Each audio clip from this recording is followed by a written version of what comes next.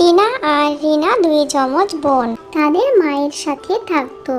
তাদের বাবা তাদের জন্মের আগেই মারা গেছে।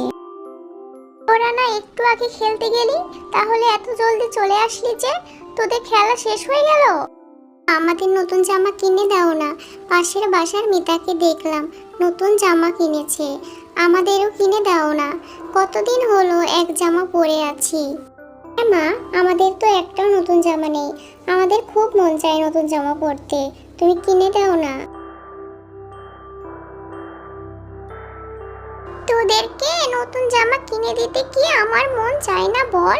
কিন্তু কি করব, অভাবের সংসার, নুন আনতে পান্তা ফোড়াই, সেখানে নতুন জামা তো বিলাসিতা আমাদের। কয়েক মাস পরে কাজের টাকা পাবো আমি, তোদেরকে নতুন জামা কিনে দেবনি। তোরা মন খারাপ করিস না, এখন যা তোরা খেলতে যা বাইরে। টিনা আর রিনা নতুন জামা না পেয়ে মন খারাপ করে খেলতে চলে গেল।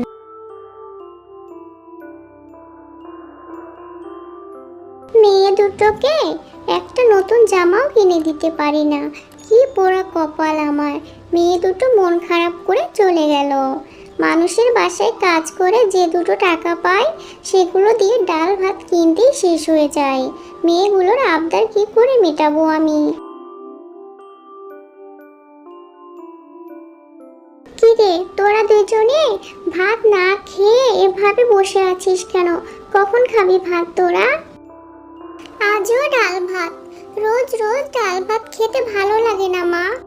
হ্যাঁ মা, আমারও ডাল ভাত খেতে আর ভালো লাগে না। শেষ কবে মাছ দিয়ে ভাত খেয়েছি তা মনেই পড়ে না। তোরা দুইজনে এমন করছিস কেন মা? আমি কি তোদের ইচ্ছে করে কিছু খাওয়াই না? মাছ কিনতে তো অনেকগুলো টাকা লাগে, আমি টাকা কোথায় পাবো বল?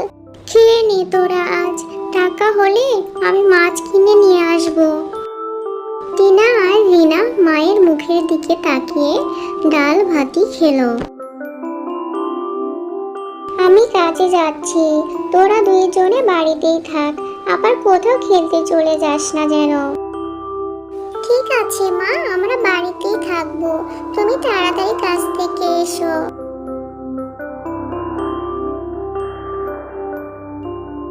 টিনা আর রিনার মা কাজে বের হলো, তখনই এক সাধু বাবা তাদের বাড়িতে আসলো। খুব পানি পিপাসা পেয়েছে মা, আমায় একটু পানি দিবি? কেন দেব না, আপনি একটু দাঁড়ান, আমি পানি নিয়ে আসছি।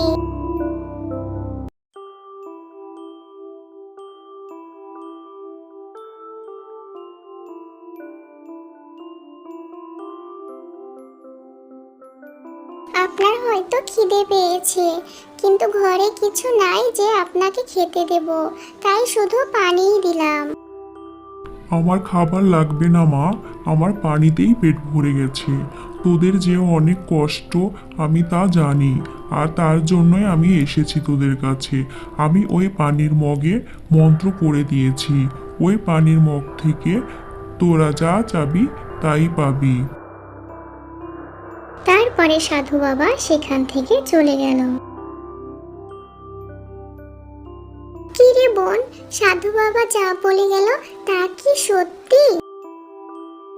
হতেও পারে বোন সত্যি, আমি তো শুনেছি সাধু বাবারা নাকি কখনো মিথ্যে কথা বলে না। চল ঘরে গিয়ে পরীক্ষা করে দেখি সত্যি কি।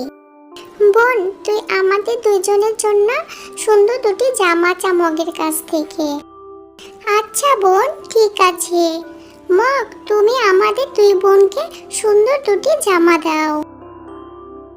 দেখ বোন, আমাদের নতুন জামা, সাধু বাবার কথাই ঠিক হলো। এখন থেকে আমাদের যা দরকার আমরা এই মগের কাছ থেকে চেয়ে নিতে পারবো। সবকিছু ওই সাধু বাবার জন্যই হলো। আজ থেকে মাকে আর মানুষের বাসায় কাজ করতে যেতে হবে না। ইচ্ছে পূরণ মগ পেয়ে দুই বোন ভীষণ খুশি।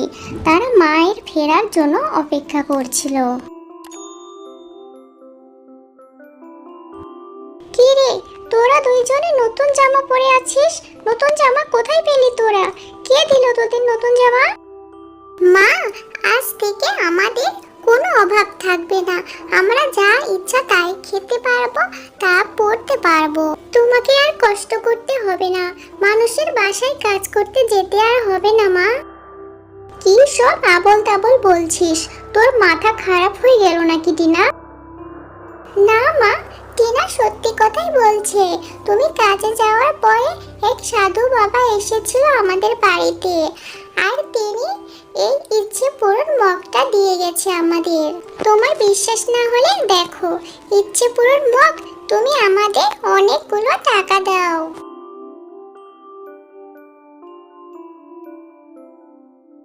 সে কি রে, সত্যি সত্যি টাকা বের হলো? এতদিনে তাহলে আমাদের দিকে মুখ তুলে তাকিয়েছে খোদা। এরপর থেকে আমাদের আর কোনো কষ্ট হবে না। তারপরে তারা সুন্দর একটা বাড়ি করলো, আর যখন যা দরকার হতো ইচ্ছে পূরণ মগের কাছ থেকে সব চেয়ে নিত, আর তাদের কোনো অভাব রইল না। তারা সুখে শান্তিতে জীবন পার করতে লাগলো।